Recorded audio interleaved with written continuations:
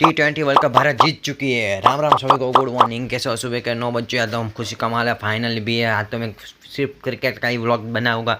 बाद में तो यहाँ पे मस्त विराट कोहली ने छक्का मारा। विराट कोहली की शानदार बैटिंग की बतौल हम लोग 176 रन के पास पहुँच चुके और जीतने भी वाले 76 रन का टारगेट। और यहाँ पे विकेट ले रहे हैं भारत वाले भी। और यहाँ पे देखो मैं सब विकेट ही दिखाऊंगा क्योंकि भारत की मैच हो। यहाँ पे 6 बॉल में 16 रन चाहिए थे। हार्दिक पांड्या कुंफो आए थे और यहाँ पे सूर्य कुमार यादव ने मस्त कैच पकड़ा और मैन ऑफ द मैच भी बन चुके।